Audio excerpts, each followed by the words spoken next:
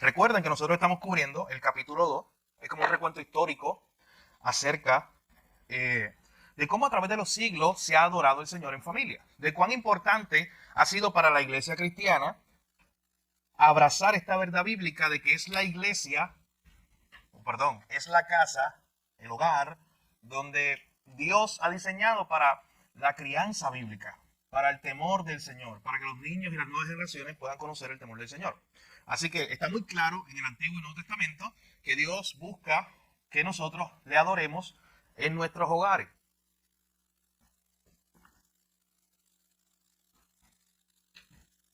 Yo le invito a que me acompañen para comenzar. Antes de continuar en nuestro capítulo 2, ya estamos terminando ese capítulo. Recuerden, hoy vamos a hablar un poco de la historia de Charles Spurgeon y el contexto en el cual este hombre se desarrolló en este tema de la adoración familiar. Pero antes me gustaría que me acompañaran a Mateo 19 y veamos este pasaje del verso 1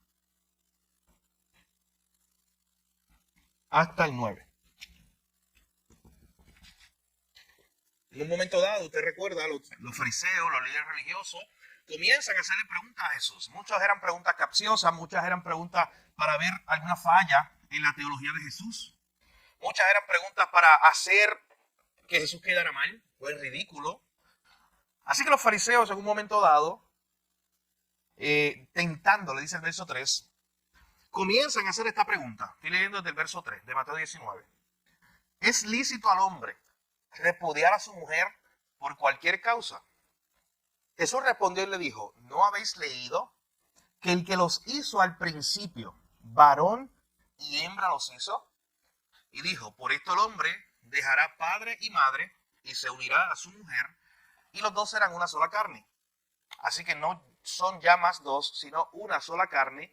Y por tanto, lo que Dios juntó, no lo separe el hombre. Le dijeron, ¿por qué pues mandó Moisés dar carta de divorcio y repudiarla? Él les dijo, por la dureza de vuestro corazón, Moisés os permitió repudiar a vuestras mujeres. Mas al principio no fue así. Y yo les digo que cualquiera que repudia a su mujer, salvo por causa de fornicación, y se casa con otra adúltera, y se casa con otra adultera. Y el que se casa con la repudiada, adultera. Miren este pasaje, Jesús está contestando una pregunta a los fariseos sobre el divorcio.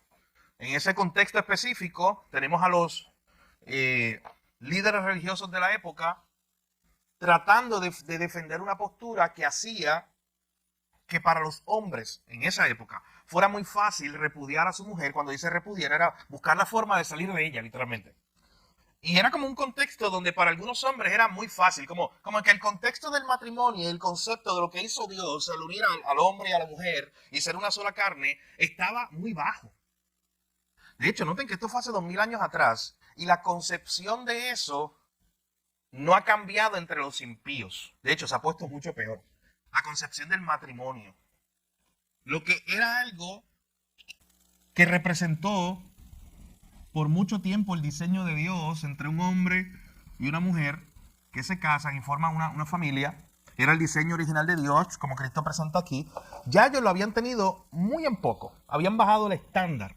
Y le hacen la pregunta a Jesús. Y cuando le hacen la pregunta a Jesús, noten que su respuesta es, oye, ¿ustedes no leyeron que el que los hizo al principio, varón y hembra, los creó?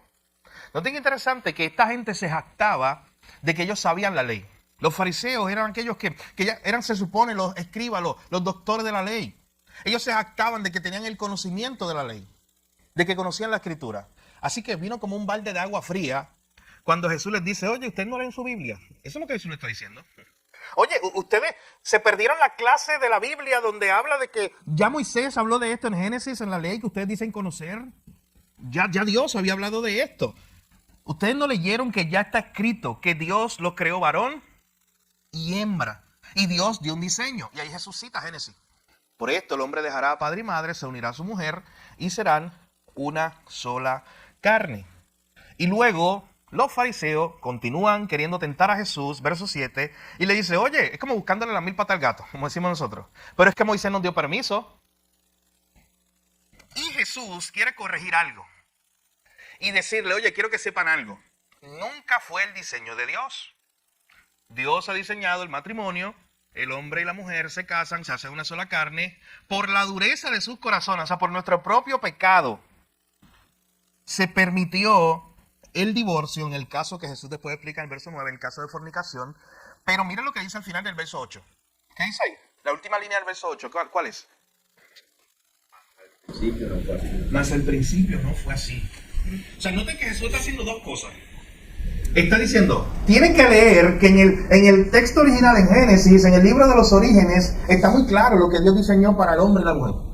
Y segundo, en el principio no fue así. O sea, lo que tenemos hoy es una distorsión.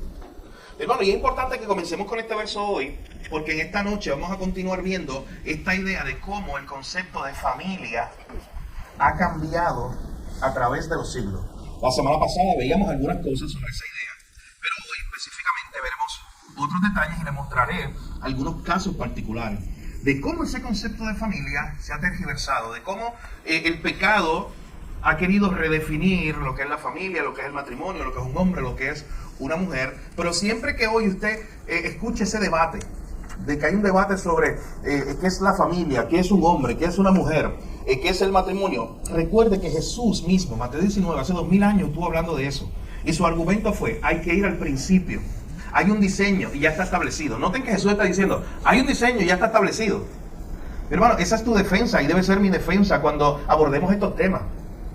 Usted puede defender argumentos científicos y son buenos, biológicos y son buenos, para defender esta postura de por qué funciona hombre y mujer y por qué no funciona mujer y hombre, biológicamente. Pero al final, usted necesita siempre regresar al origen, al diseño. En el principio no fue así. Dios ha diseñado unas cosas, Dios es el creador y miren cómo Dios diseñó el concepto de familia. Así que a través de los años hemos visto cómo ese concepto de familia ha ido cambiando, cómo las familias que hace cientos de años era un valor grande el reunirnos en la mesa para hablar juntos, para hablar de las cosas espirituales, incluso eso se ha perdido. O sea, lo que quiero llamar la atención es que no solamente en el mundo se ha redefinido la familia, y esto es una bandera roja bien importante para nosotros los cristianos. Dentro de la misma iglesia nosotros hemos bajado el estándar también y hemos redefinido la familia. Y hemos permitido que valores del mundo entren a nuestras casas, a nuestras iglesias y hagan que entonces ya no sea tan importante como tal vez lo era antes el culto familiar. ¿Pero cómo estamos hablando en esta clase? El reunirnos para orar, el reunirnos para escuchar la palabra de Dios. De hecho, noten que lo que nosotros hemos estado viendo aquí es cómo a través de los siglos, la historia de la iglesia tiene unos 2000 años, cómo a través de esos 2000 años usted tiene testimonio tras testimonio de hombres y mujeres como tú y como yo, que tomaron esto en serio y vieron el fruto en sus hogares. Tomaron esta verdad en serio de ellos poder tener en sus hogares un altar o culto familiar. Bien, yo quiero entonces regresar a su libro, el capítulo 2, ir ya casi en la última sección, donde se nos comienza a hablar de uno de los personajes más conocidos en la historia de la iglesia cristiana. Y estoy hablando de Charles Spurgeon. Charles Spurgeon nace en 1834, muere en 1892, hizo y deshizo, y murió joven a los 50 y pico años. Y hizo 1000 cosas, usted se va a dar cuenta ahora con lo que hablemos. Pero yo creo que usted tenga una idea de quién era Charles Spurgeon. El abuelo de Charles Spurgeon era pastor, un pastor congregacional, su papá también. Así que él se crió en un contexto donde él cuenta en sus biografías que desde muy pequeño, ¿sabes qué él hacía? Iba, se metía, estoy hablando de un niño como de 3, 4 años, decía él, se metía a la biblioteca de su abuelo, que era una biblioteca de libros, especialmente de los puritanos, libros de teología, y él incluso dice, ¿sabes qué? Antes de yo conocer lo que decía, aún yo no sabía leer muchas veces, pero yo me ponía a ver los libros. Y eran libros de la Biblia, libros de teología, que tenían ilustraciones, y eso llamaba la atención de este joven. Cuando él se convierte, él comienza muy pronto a predicar, y pasaba algo con Spurgeon. Nadie sabía quién era él al principio. Y cuando él empezaba a predicar, el salón se llenaba, a tal punto que la gente se metía por las ventanas, que la gente hacía filas para escucharlo. Y estamos hablando cuando este hombre ni siquiera era famoso, era un jovencito predicador. Pero él predicaba con autoridad, él predicaba fielmente la palabra de Dios, y fue un fenómeno literalmente en Inglaterra o en Gran Bretaña en esta época. Charles Spurgeon comenzó a hacer un gran ministerio. En su momento, él fue el pastor de la iglesia más grande del mundo, que estaba allí. La iglesia tenía 6,000 personas, la iglesia de Charles Spurgeon. Y en ese momento, Él era pastor de la iglesia más grande del mundo. En una semana, apúntate esto, Jorge, él leía 5 a 6 libros. Entonces la semana tiene 7 días. ¿Cómo que tú lees 6 libros en una semana? Yo estoy buscando la fórmula, se crea. ¿Cómo es que tú lees 6 libros en una semana? Y tú dices, no, pero el hombre tenía todo el tiempo del mundo, él podía hacerlo, él no trabajaba. Hermano, ¿sabes qué? Él había fundado o dirigido, mientras estaba en vida, 66 ministerios. Ministerio para los niños, ministerio para los viejitos, ministerio para ella, para los, ¿cómo se llama? Los niños que estaban en la calle, los orfanatos, para las viudas. Él tenía 66 ministerios, imagínate. Había fundado un seminario, era el presidente, era el encargado. Él todas las semanas predicaba 10 veces. ¿Usted sabe qué es eso? Eso es demasiado. Usted quizás no lo ve así porque usted no está quizás acostumbrado a predicar. Pero predicar 2, 3 veces, 4 veces, la cabeza de uno da muchas vueltas. 10 veces, 13 veces en ocasiones predicó en una semana. Eso es increíble. Y si faltara poco, escribió 150 libros.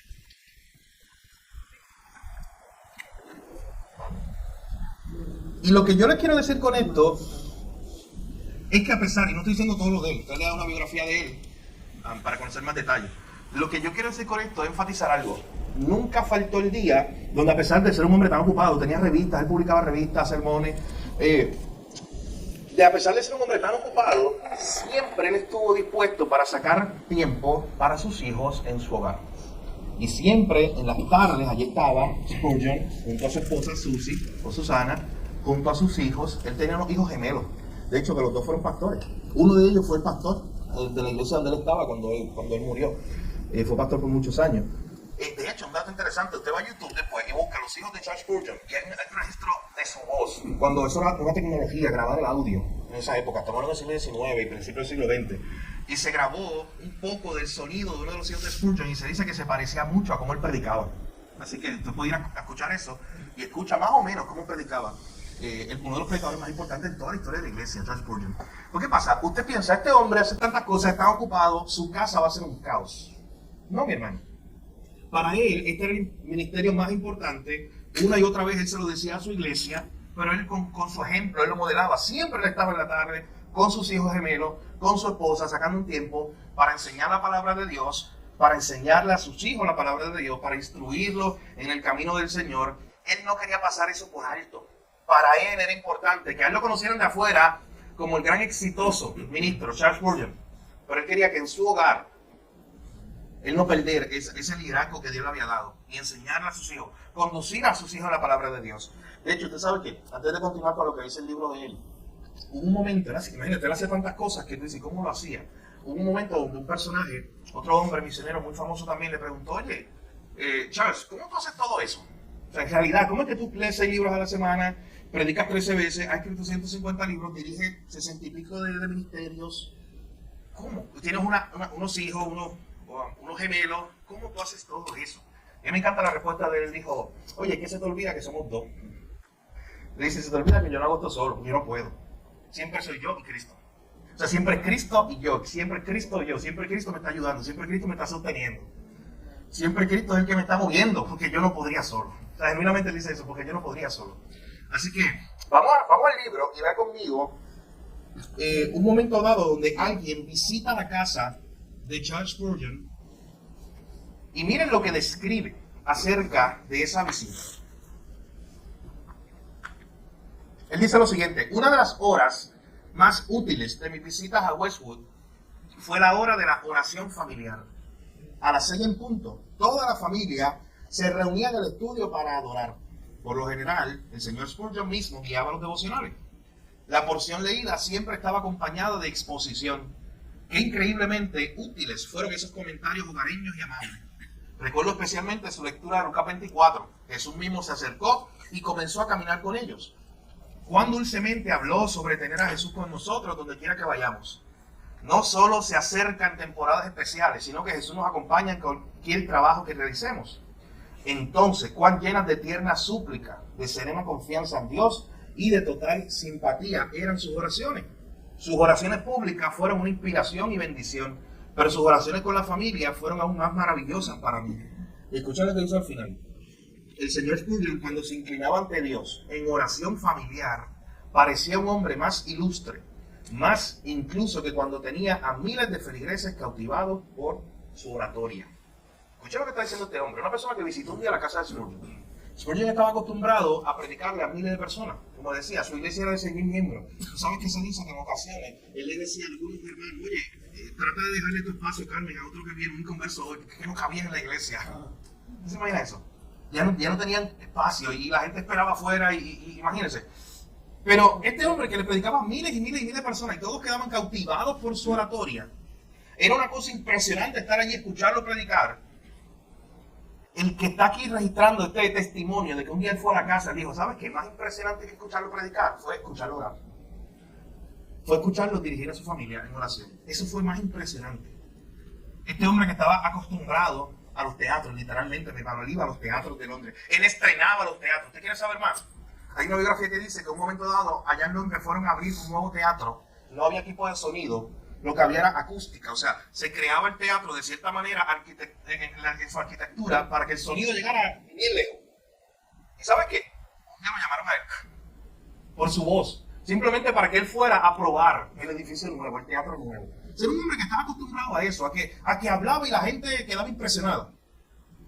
Pero este testimonio nos está diciendo que lo más impresionante de él no era eso, no era lo público, no era lo externo, era lo privado, era lo que pasaba en su hogar. Cuando este hombre se sentaba con su esposa y sus dos hijos pequeños, a abrir la Biblia y orar juntos. Orar con pasión, orar al Señor. Y usted sabe que esto él lo hizo, a pesar de todos sus compromisos, todos los días que él pudo. A las 6 de la tarde, allí estaba este hombre dirigiendo a su familia en oración. No descuidó lo más importante. De hecho, él en varias ocasiones le animaba a su misma iglesia a que ellos pudieran tener en sus hogares una pequeña iglesia, como le llamaba. De hecho, hay un momento en una predicación de él que yo estuve leyendo hace poco, donde él narraba la historia de un hombre que se llamaba Philip Henry. Y él decía, mira, en tiempo de los puritanos estaba en el siglo XVII ese hombre llamado Philip Henry. Se dedicaba fielmente a enseñar la palabra de Dios en la mañana y en la tarde a sus niños. Todos los días. Se reunían a cantar. No solamente había palabra, había cánticos. Y en esos cánticos dice que ya los vecinos los esperaban. Porque ya los vecinos también se deleitaban, se edificaban con lo que estaba pasando allí y escuchaban. O sea, siempre se escuchaba que en la casa de Philip Henry, en el momento de la tarde, después de la cena, él iba a predicar la palabra a sus hijos y luego iban a cantar una canción. Y usted sabe lo más impresionante de esto, es que después de él vino su hijo, que usted lo conoce, se llama como mi hijo, Mateo. Usted conoce a Matthew Henry, el hijo de él. Y usted sabe que Matthew Henry escribió el gran tomo de comentario bíblico. Y se dice que Matthew Henry, lo que escribió en su comentario bíblico, la mayoría de eso, ¿sabe qué era? Él lo sacó de las notas que él había escuchado a su papá predicarle todos los días. ¿Se imagina eso? Él escuchó a su papá fielmente enseñándole de la Biblia desde Génesis. Y él, imagínense, y él ahí escribiendo notas. Su papá enseñándole fielmente. Miren, y él sin saber que su hijo iba a ser el comentarista bíblico más famoso del mundo. Fielmente, todos los días enseñándole la Biblia. Todos los días. Y él tomaba sus notas. Y luego cuando él creció, él se hizo un ministro, Matthew Henry, un pastor, y él luego hizo ese trabajo de hacer un comentario bíblico, que todavía lo usamos. Pero noten, ¿de dónde salió eso? De pasar tiempo con su papá. Su papá enseñándole la Biblia. De este modelo que hemos estado viendo, que es bíblico, de el liderazgo del papá en el hogar, diciendo, vamos a abrir la Biblia juntos, vamos a conducirlos a Jesús. Así que ese es el ejemplo que tenemos en el siglo XIX de Charles Spurgeon.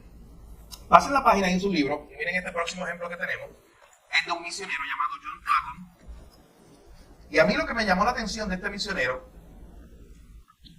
es cuando él narra, y usted lo tiene ahí en su libro, fue un misionero entre caníbales en las Islas Hébridas del Pacífico Sur. Y cuando él presenta este testimonio, el testimonio de su vida, él le impacta cómo su papá estuvo fielmente por muchos años enseñando la Escritura. De hecho, yo quiero que vayamos ahí y leamos ese relato que él escribió sobre su papá. Él dice lo siguiente: y así comenzó a sus 17 años esa bendita costumbre de la oración familiar, por la mañana y por la tarde, que mi padre practicó probablemente sin faltar a propósito ni una sola vez hasta que yació en su lecho de muerte a los 77 años de edad. Cuando incluso hasta el último día de su vida se leyó una porción de la Escritura, su voz se escuchó suavemente, uniéndose al Salmo, y sus labios pronunciaron la oración de la mañana y de la tarde, derramando una dulce bendición sobre todos sus hijos. Mientras muchos de ellos se encontraban en diferentes partes del mundo, pero todos se encontraron allí con él en el trono de la gracia. Ninguno de sus hijos puede recordar que haya pasado un día sin llevarse a cabo. Las compras en la tienda, el bullicio de los negocios, la llegada de amigos o invitados, los problemas o tristezas, la alegría o la emoción, nunca evitaron que nos arrodilláramos alrededor del altar familiar, mientras que el sumo sacerdote dirigía nuestras oraciones a Dios y se ofrecía a sí mismo y a sus hijos allí. Miren qué impresionante este testimonio. Era un misionero del siglo XIX. Y le está diciendo, a mí me impresionó la fidelidad de mi papá todos los días, por la mañana y por la tarde, fielmente, sacando un tiempo para enseñarnos la palabra. Y nota lo que dice. Si había compras, si había bullicio, si llegaban amigos o invitados, recuerden que no había teléfono para decirte, Jorge, voy por ahí, prepárame algo a comer. ¿Qué hacía la gente? Llegaba, la familia, los invitados llegaban allí. Pero si eran las 6 de la tarde, por la hora que ellos lo hacían, el culto familiar, aquí este hombre está diciendo, ¿sabes que mi papá no interrumpía eso? Pues los invitaba al culto. ¿Sabes que quiero volver un momento? Porque vino a mi mente algo que recordé de la casa de los Henry. Hay otro testimonio bien interesante. Se dice que a él le pasaba eso también. De momento llegaban visitas, llegaban familias, a veces inconversos, familiares que llegaban, era la hora del culto familiar, él no lo interrumpía, él los invitaba, y sabes que hay testimonios de varias personas que se convirtieron. ¿Se imagina eso? Que se quedaron con ellos allí para escuchar cómo el papá abría la Biblia, enseñaba una pequeña porción de la palabra, oraban y cantaban juntos. Eso es lo que hacían. Y hubo gente que se convirtió a través de ese testimonio. Así que regresando acá, noten este ejemplo que nos da John Patton, de su papá, que fielmente, no importa lo que estaba pasando, allí a la hora de arrodillarnos juntos a orar como familia, si llegaste, te tienes que apoyar también. Si llegaste, vente, vamos a orar juntos. Mi hermano, esta era una persona que tenía un compromiso tan grande que no estaban dispuestos a cambiarlo por nada. Y yo repito, estos son ejemplos de la historia. Y la historia, mi hermano, está lleno de personas como tú y como yo. No es que esta gente vivía volando, que eran como ángeles. No, a mí me encanta cuando Santiago habla de la oración y después te pone el ejemplo de Elías. Y dice, ¿sabes qué? Elías era un hombre sujeto a pasiones como tú y como yo. Era un hombre como tú y como yo, pero mira qué comprometido estaba con la oración. Estas personas aquí igual, son personas como tú y como yo, hermanos nuestros que vivieron hace 100, 200 años atrás, pero podemos aprender de su compromiso. Y miren, en esta última parte lo que dice, su ejemplo fue de bendición para otros, así como para nosotros mismos. He escuchado que en años posteriores, la peor mujer del pueblo, quien llevaba una vida inmoral antes de que fuera cambiada por la gracia de Dios, declaraba que lo único que la mantenía libre de la desesperación y del infierno del suicidio eran las ocasiones en las que en las oscuras noches de invierno se arrastraba cerca de la ventana de mi padre y lo escuchaba suplicando en el culto familiar que Dios convirtiera al pecador del error de los malos caminos y lo puliera como una joya para la corona del Redentor. Sentí, dijo ella, que yo era una carga para el corazón de ese buen hombre y sabía que Dios no lo decepcionaría. Ese pensamiento me mantuvo fuera del infierno y por fin me llevó al único Salvador. Qué impresionante esto, mi hermano. O sea, lo que se nos está presentando en esta narrativa es que cuando tú te comprometes a hacer esto, no solamente tu familia va a ser edificada, sino que va a ser de edificación a tus familiares, amigos, vecinos, que se enteren, que ellos sepan. Y cuando te llaman el martes a las 6, pues ahora la hora del culto en tu casa o de la reunión de familia en tu casa, no lo muevas para las 6:30. Yo repito, invítalo. Que sean parte de eso. Eso los va a llamar la atención. De hecho, lo que se acaba de narrar aquí es que incluso, como pasaba con esta gente cuando cantaban, los vecinos escuchaban. Esta mujer, una mujer del pueblo, inmoral, la conocían en el pueblo por su inmoralidad, se acercaba y escuchaba cuando estaba este hombre orando por los pecadores, cuando estaba este hombre predicándole a sus hijos, fielmente enseñándole la palabra. Así que noten que el ser fiel en esto, tenemos aquí un testimonio, no solamente edificó la familia de este hombre, sino que edificó a vecinos, amigos y personas también de la ciudad. Pero hay muchos otros, pero no los vamos a tocar todos. Ahí en su libro está Martin Lloyd Jones. Martin Lloyd Jones es probablemente el predicador más importante del siglo pasado. Si Charles Spurgeon es el predicador más importante del siglo XIX, Martin Lloyd Jones es el más importante del siglo XX. Verdaderamente usted puede hoy ser edificado a través de sus sermones. Para que usted tenga una idea, sus sermones tienen tanta teología y están tan bien y tan llenos de carne. No son huesitos y cositas dulces por ahí baratas, no. Tan llenos de carne y de comida que esos sermones se publican en el libro. Y si se quiere hacer un libro sobre el tema del Espíritu Santo, ahí se toman sermones de él sobre el Espíritu Santo y es el mejor libro que hay sobre ese tema. O si se habla de santidad, él predicó una serie de sermones donde estaba ese énfasis por unas cartas que predicó en la Biblia, predicaba libros completos. Pues él es uno de los mejores libros sobre ese tema. ¿Usted sabe quién le pasa eso en tiempos modernos? Yo saco a uno para que es Miguel Núñez. Cuando usted tiene o escucha una predicación de Miguel Núñez, escuche bien, no la escuche una vez. Prepárese para ponerle pausa, escribir. Prepárese para darle para atrás. Si usted quiere alimentarse correctamente, si usted quiere escucharla, pues escúchala. Pero Miguel tiene esa capacidad, Dios le ha dado ese don de enseñanza profunda, de darte comida. ¿Y sabe qué se hace con sus sermones? Se están publicando. Hace poco predicó una serie de atributos de Dios y se acabó de publicar un libro. O sea, este hombre que nos habla, que Martin Lloyd Jones, tenía esa capacidad de ser un excelente predicador. Yo me gozo leyendo sus sermones, sus tomos de sermones, porque son de mucho enriquecimiento. Pues este hombre, cuando él muere, una de sus hijas dice que lo que representó para ella su mayor pérdida, o lo que ella más extraña, no tal vez a ese gran predicador que se paraba allí los domingos en Westminster a predicar en Londres, era bien famoso, no el que escribía libros, no, lo que más ella extraña es la oración familiar de su papá. Cuando su papá, en su casa, se paraba y decía, bueno, vamos a orar, vamos a leer la Biblia. ¿Sabes por qué? Porque afuera él podía ser Martin Lloyd Jones, uno de los pastores más influyentes de su época, pero adentro él era papi. Y qué bueno que él supo aprovechar eso también y decir, ¿sabes que yo como papá, yo quiero y debo, y es mi responsabilidad dada por Dios, como hemos visto en la Biblia, de enseñar a mis hijos, de dirigir a mi esposa y a mi familia en adoración? Pero él era doctor. Sí, él era doctor, y lo más impresionante de él, igual que Núñez, fíjate, una conexión interesante ahí.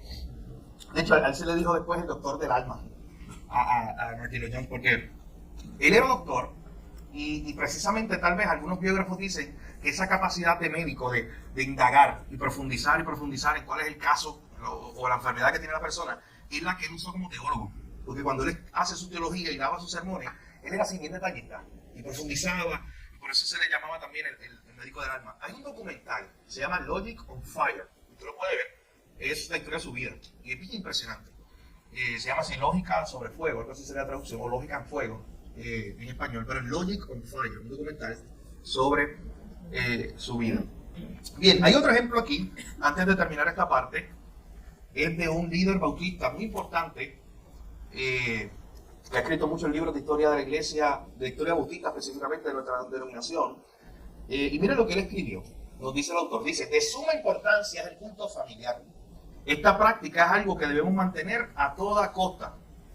En cuanto a tiempo y compromisos, las familias sufren presiones fuertes e implacables, lo que solíamos llamar el altar familiar. El hábito de las devociones y oraciones familiares diarias es el primero en sufrir. Noten que este autor nos está diciendo, y ya es un autor más moderno, ya más cerca de nuestra época, él está viendo los cambios que han habido en los últimos años en el concepto de familia. Y él nos está diciendo que muchas veces lo primero que sufre cuando vienen otros compromisos, lo que decíamos hace un minuto, lo primero que descartamos, lo primero que dejamos a un lado es el altar familiar. O sea, cuando surgen otras cosas, se van poniendo como prioridades y negociamos el altar familiar. O negociamos el tiempo con Dios en familia. ¿Sabes qué? Eso no nos pasa solamente en términos de familia. Eso te pasa a ti y a mí en lo personal. ¿Cuántas cosas no vienen a tu vida día a día que de momento son prioridad? Entonces esto es prioridad. Y mañana aquello va a ser prioridad. Escuche bien que le voy a hacer algo que es bien profundo. Si nada es prioridad en tu vida, todo va a ser una prioridad. Mire lo que quiero decir. O sea, si tú nunca te sientas a decir, prioridad esto, es estar con Dios todos los días, es orar y leer la Biblia. Si tú no haces eso, ¿sabes qué? Todos los días va a aparecer algo. Todos los días va a aparecer algo que es prioridad. Es un engaño, pero todos los días va a aparecer algo. No, me tengo que limpiar los screens. Jamón, eso es prioridad antes de leer la Biblia. Y mañana tengo que cambiar la aceite al carro. Eso es prioridad antes de leer la Biblia y orar. Y al otro día, ¿sabes qué? Aún si no lo tenías planeado, te vas a levantar por la mañana y la lavadora empieza a hacer ruido. Y sale algo nuevo. O te acuerdas de otra cosa, o llega un familiar, o sea, lo que sea, mi hermano. Pero si tú no pones una prioridad en tu vida, todo alrededor va a ser una prioridad. O sea, todo va a empezar a tomar el lugar. Pero cuando tú dices, no, esto es una prioridad, leer la Biblia todos los días, estar a solas con Dios, orar, es mi prioridad, está en mi tope y eso no se negocia con nada ni nadie. Hermano, el tiempo siempre va a aparecer, si es una prioridad. Y tú lo vas a tener. Y vas a estar ahí. Va a ser como Martín Lutero, que decía que cuando tenía, estoy parafraseando el número, pero él decía, cuando tengo cosas que hacer, normalmente, pues oro 4 horas. Un día que voy a estar más ocupado, pues oro 6 horas. Dice, oye, como que eso no cuadra. ¿Cómo que el día que está más ocupado va a orar 6 horas? Bueno, papi, se levanta más temprano. Y es más intencional. Cuestión de prioridades, mi hermano. Eso se aplica a lo personal, en tu vida y en mi vida, pero se aplica en términos de familia, de lo que estamos hablando. Y es que también cuando uno hace eso, las demás cosas que uno se cree que son prioridades, pero si uno le da prioridad a la palabra, lo demás, cuando tú terminas de orar y todo lo demás, lo resuelves sin darte cuenta. Así es, así. Y todo fluye. Todo fluye. Bueno, es el mismo principio, Mateo 6:33. Jesús está hablando de que no nos afanemos. Que si por lo que hagamos de comer, por lo que hagamos de vestir, y él termina diciendo ese famoso pasaje, donde nos habla de la prioridad, donde nos habla de buscar primeramente el reino de Dios y su justicia y todas las demás cosas, todas esas otras cosas que en el pasaje son las preocupaciones diarias, que sí que voy a comer, que sí que voy a vestir, que sí que voy a hacer. Dice, todas esas cosas, mira, eso vendrá, Dios se encarga. Pero mi hermano, Dios tiene que ser nuestra prioridad y eso es un compromiso. En nuestra familia pasa igual. Si usted decide y usted dice, ¿sabes qué? Desde hoy, desde mañana, es una prioridad, todos los lunes a las 6 de la tarde, media hora, vamos a leer la Biblia y orar juntos. Una prioridad. No importa lo que ocurra. Si usted ha puesto eso como prioridad, eso es algo que usted debe honrar, para honrar a Dios primero. Pero miren lo que está diciendo este autor. Lo primero en sufrir, o muchas veces por donde cortamos en muchas ocasiones, cuando vienen otros compromisos, ¿qué? El tiempo con Dios en familia.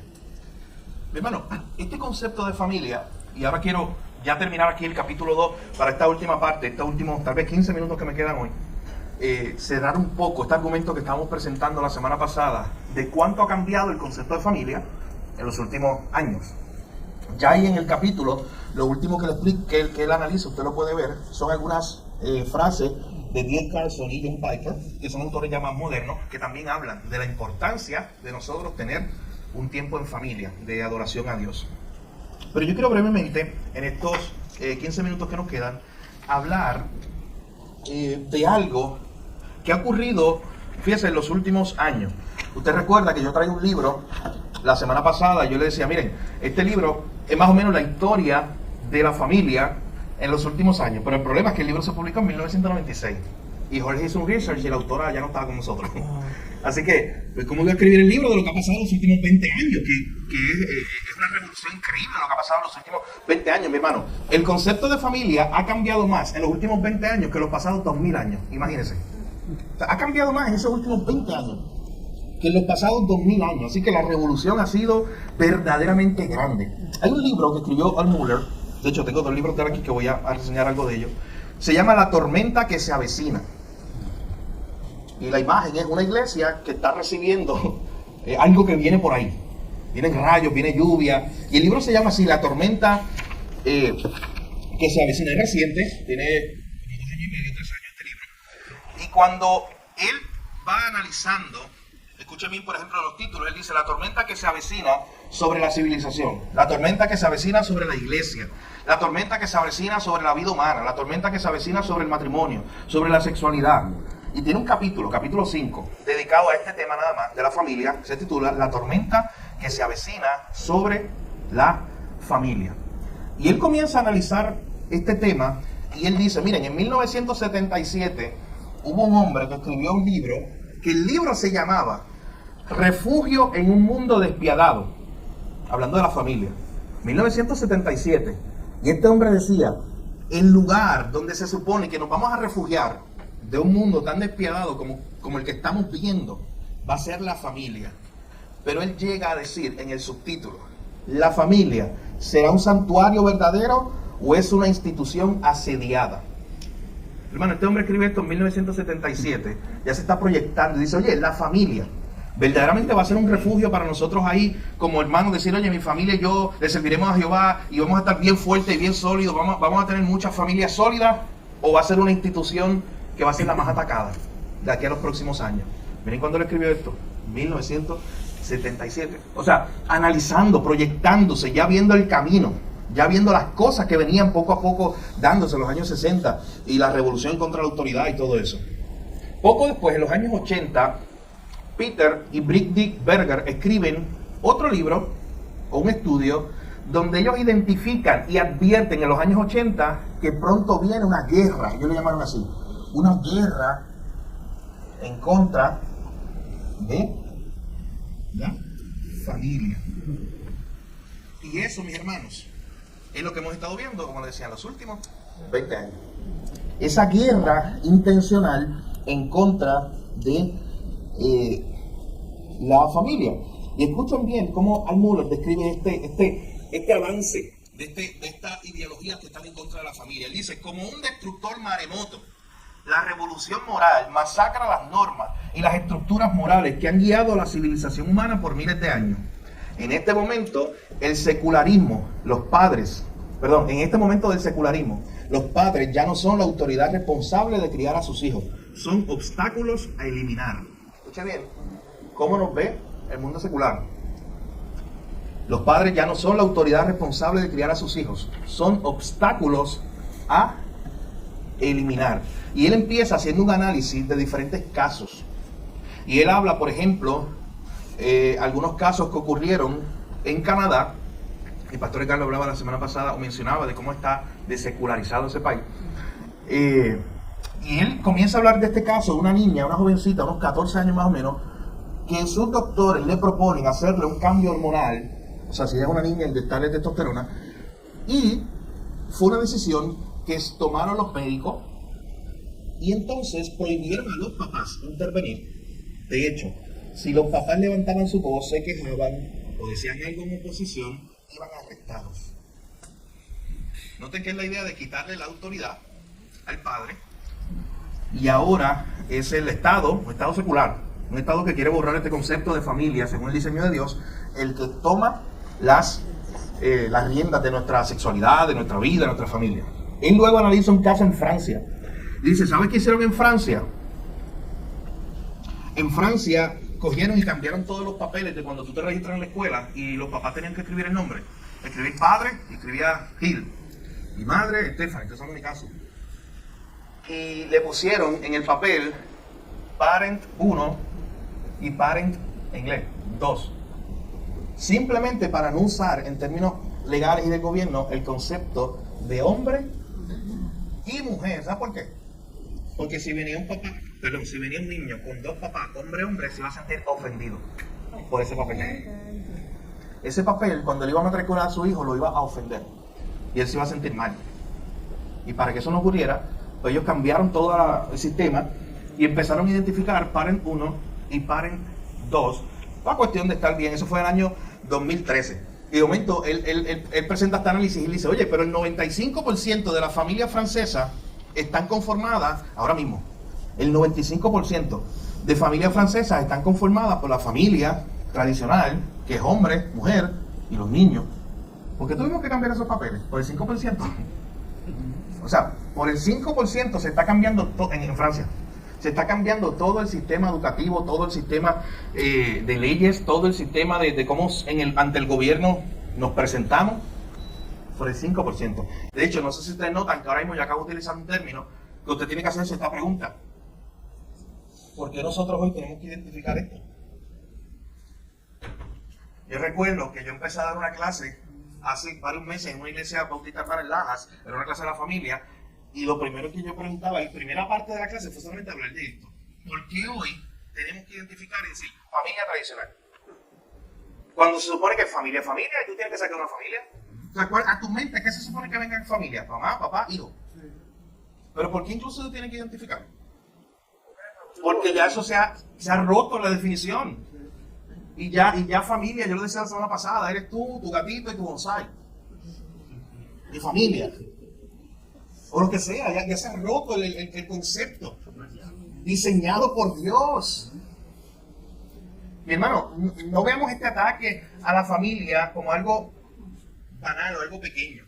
Este ataque a la familia es un ataque directo a lo que dijo Dios en su palabra. Puramente Dios lo ha diseñado en su palabra, que es la familia, que es el hombre, que es la mujer. Cómo funciona la familia. Y todos estos ataques son ataques de rebelión en contra de la autoridad de Dios. En ese caso, hablando legalmente, una persona que no es para nada cristiana. Pero sin embargo, cuando va a leer el documento, se siente ofendido porque lo dice papá y dice mamá.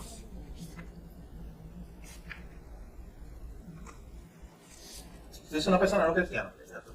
Pero a pesar de que no sea cristiana y si se siente ofendido, pero ven acá, yo tengo mi papá y mi mamá, ¿por qué? Bueno, esa es una de las ironías. Esa es una de las, ¿cómo se llama? De la irracionalidad de esto. Es que está hasta fuera del cristianismo. Es lógico, exacto. Es algo lógico. ¿De dónde tú viniste? Y tampoco ellos son mayoría. No, es que no son mayoría. Está en Francia, pero ni en Estados Unidos no es mayoría, ni aquí es mayoría. No es mayoría en ningún lugar. Hace mucho ruido, tienen dinero y tienen canales, o sea, medios de comunicación a través de los cuales ellos impulsan su idea. Y de hecho, tienen el Estado, eso da demasiado poder, porque la idea es enfrentarse a la escuela. Porque escuchen esto, a la vez que se enfrenten a la escuela y a nuestros niños, cojan a Mateo y a pesada le enseñen que esto de familia, como nos lo enseñaron a su papá y a su abuelo, eso no es una mentira, que eso no es así. ¿Sabe que es bien fácil? Es bien fácil ya levantar a otra generación que ya no cree eso. Y es bien fácil entonces levantar a otra generación que entonces tenga que decir esto, pero oye, familia tradicional, familia inclusiva, yo no sé cuánto le van a poner, cuántos nombres. Familia tal. De hecho, usted sabe, hay gente que incluso quiere borrar el término familia ya, como que le ofende ese concepto. El concepto de matrimonio igual. Miren, en Inglaterra, él hace así eso, él presenta estos casos, Canadá, Francia, luego presenta otro en Gran Bretaña. Y en Gran Bretaña, eso lo intentaron hacer aquí hace unos años. El gobierno empezó a meterse en las escuelas casas o en las escuelas privadas, en las escuelas donde lo que se enseña es un currículo cristiano. Y el gobierno empezó a meterse ahí a decir, no, porque ¿qué tú le vas a enseñar en tu casa a tus hijos? Yo tengo que saber. Y no solamente tengo que saber, yo tengo que aprobarlo. Y cuando se habla del currículo de biología, y cuando se habla del currículo de mamá, papá, hijos, el gobierno no va a aprobar eso, obviamente, porque ellos no creen eso. Entonces noten que ellos se defendían en sus documentos originales diciendo, nosotros buscamos una educación decente y adecuada para los niños de Gran Bretaña. Pero ¿quién define eso? Una educación decente y adecuada, lo está definiendo ellos. Para ellos, una educación decente y adecuada es que no exista esta idea de familia, de matrimonio, y de que no hay sexo y nada, tú eres hombre, mujer, mitad y mitad, binario, lo que tú quieras hacer. Entonces, ellos definen y luego van a tu casa o van a la escuela privada cristiana a decir, esto tienes que enseñar. Pero bueno, malo y malo. Así, esa es la manera en la que nosotros estamos viviendo. De hecho, Al Mohler termina este capítulo diciendo, el fin de los derechos de los padres sobre sus hijos es el fin de la familia. Y con el tiempo, el fin de la familia es el fin de la civilización como la conocemos hoy. Al final de cuentas, un ataque a la familia es como si ellos estuvieran cortando, por ahí se las patas, es como si ellos estuvieran cortando el fundamento. Y si tú sigues cortando el fundamento, ¿qué va a hacer la sociedad? Se va a caer. De hecho, un historiador que presentó este concepto de por qué cayó Roma, y él presentaba muchas razones posibles por las cuales, y razones concluyentes por las cuales Roma cayó, por la invasión de los pueblos bárbaros, por la guerra civil y todo eso. Pero uno de los puntos que él presentaba era porque hubo una tergiversación del concepto de la familia. Se atacó a la familia allá en el Imperio Romano. Y poco a poco, al atacar a la familia, es como estar socavando tu propio fundamento. Y si tú poco a poco vas rompiendo el fundamento, el edificio tranquilo, ¿qué va a hacer la vida? Se va a caer. Se va a ir virando hasta que él se caiga. El último libro que les recomiendo sobre este tema, si usted quiere saber más de este tema particular, lo escribió también Albert Mohler, se titula No podemos callar. Decir la verdad en una cultura que redefine el sexo, el matrimonio y lo que está bien y lo que está mal. Este se publicó en el 2019, son dos libros del bien contemporáneo. Y en este otro libro, él tiene todo un capítulo también, capítulo 6, dedicado, de hecho, miren cómo le titula este capítulo, El final del matrimonio. O sea, que eso es lo que quieren traer todos estos grupos. El final del matrimonio. Y escuchen lo que él cita o lo que él presenta de cómo estas personas creen. El matrimonio ya no es una meta, es un obstáculo que hay que superar en el camino hacia la liberación sexual completa. Así piensan todos estos grupos. El camino ya no es una meta, ya no el matrimonio es sagrado, como se veía antes, algo que se hace con Dios. El matrimonio es un obstáculo que hay que superar en el camino hacia la liberación sexual completa. De hecho, este libro fue el que me trajo a mí esta idea, que yo no lo había considerado así. O sea, no me había puesto a reflexionar sobre eso. De que cuando usted vio que hace unos años se reconoció el matrimonio entre personas del mismo sexo, pues mucha gente de estos grupos celebraron. Pero no todos estaban contentos. Y eso uno lo veía de lejos y decía, pero ¿por qué esta gente debe estar contentos? Deben estar ellos, ¿verdad?, alegres porque ganaron al parecer una victoria legal. Y se pueden casar entre hombre y hombre, mujer y mujer. Pero él hace un análisis y él dice, ¿sabe qué? Y es la mayoría, no están de acuerdo con eso. Porque ellos ni siquiera quieren el concepto de matrimonio. Porque el concepto de matrimonio te encajona aquí, te hace un cuadrito. Y olvídate que según el concepto de ellos, antes era un hombre y una mujer, pues ellos lo cambiaron por hombre. Pero el concepto de matrimonio te hace como un cuadrito. Y ellos dicen, no, vamos a borrar eso. Y olvídate, mira, vamos a abrir por aquí, por acá. Y es hombre, más mujer, más hombre. Y eso, mi hermano, es una fórmula infinita casi. A la vez que tú abres la definición, el cuadrito de lo que Dios definió, todo es posible en un mundo caído. Imagínense todo lo que es la maldad que se puede seguir realizando cuando le damos la espalda a Dios. Y cuando rompemos estos conceptos de lo que Dios ha hecho por creación. Y Él vio que era bueno hacer un hombre, hacer una mujer, juntarlo y decir, sean una familia y multiplíquense. Así que miren todos estos ataques a la familia que se han visto en estos últimos años. Mi hermano, una buena manera en la cual usted y yo podemos contrarrestar eso es nosotros, lo decíamos aquí hace poco, es nosotros viviendo como familias, dando testimonio como familias del poder transformador del Evangelio. O sea, que otras personas, amigos, familiares, vean nuestra familia. De hecho, lo decíamos en un sermón hace poco, hace 2 domingos, vean nuestra familia y vean nuestra familia imperfecta, porque lo es, pero que es una familia que está forzando por vivir para la gloria de Dios. Que las demás personas vean eso. ¿Cómo nosotros contrarrestamos la mentira de Satanás? No hay otra forma, mi hermano, con la verdad de Dios. Viviendo como hijos de Dios en cada espacio donde estamos, viviendo como familias del Señor, separadas para Él, glorificándolo a Él, siendo una luz en medio de la tiniebla y que la gente nos ve y diga, esa familia es rara, lo que hemos visto en 1 Pedro, esos son nuestras extraterrestres. Pero qué bueno, porque esta gente está adorando a Dios. Y de esa forma, mi hermano, una buena manera de contrarrestar todo eso que ha ocurrido en contra de la familia según el diseño de Dios. Así que ya terminamos el capítulo 2, que era un recuento un poco de la historia, de cómo hemos llegado hasta aquí y de cómo ha ido cambiando ese concepto de familia. Pero así como en la misma historia tenemos todos esos ejemplos de hombres y mujeres que fueron fieles en esa tarea de dirigir en sus hogares el tiempo juntos, de adorar al Señor, vemos también que hay una lucha muy grande por la cual nosotros debemos orar para mantenernos fieles. El próximo miércoles, si Dios permite, comenzamos el capítulo 3. Así que le animo a que lo vaya leyendo. Si lo leyó, repáselo. Comienza a hablar de los 3 puntos principales. Mi hermano, este libro es uno de los más fáciles que usted va a tener para leer este año, en cuanto a su lectura. Y tiene 3 puntos básicos. ¿Qué vamos a hacer en ese tiempo de reunión familiar? Vamos a leer la palabra, vamos a orar y vamos a cantar. Ya. Ahí está. ¿Qué vamos a hacer en ese tiempo? Usted dice, oye, yo ya he entendido que hay que hacerlo, pero ¿cómo empiezo? ¿Qué hago? Eso vamos a empezar a ver ahora, próximo miércoles, en el capítulo 3 del libro. Vamos a orar para terminar entonces esta parte. Padre, gracias te damos nuevamente por este tiempo de estar juntos. Gracias por tu palabra, Señor. Gracias por recordarnos, como decía Jesús allá en Mateo 19, que en el principio tú hiciste un diseño, Señor. En el principio, varón y hembra, tú los creaste y les dijiste que ellos iban a dejar a padre y madre, se iban a unir, iban a formar una familia. Señor, hemos estado viendo que esto es un diseño tuyo, no es un diseño de hombre. Tú has diseñado que el mejor florecimiento para el ser humano está, Señor, en vivir según tú nos has creado, en vivir para tu gloria, Señor. Ayúdanos a ser fieles en esta tarea, Señor. Gracias por este testimonio a través de la historia de hombres y mujeres que, a pesar de los retos, Señor, sacaron su tiempo en el hogar para adorarte a ti, Señor. Y fueron testimonios para vecinos, familias, invitados, incluso que se convirtieron al ver el temor que ellos tenían de ti, el compromiso que ellos tenían contigo. Señor, ayúdanos a ser fieles en esa tarea si no lo estamos haciendo hoy.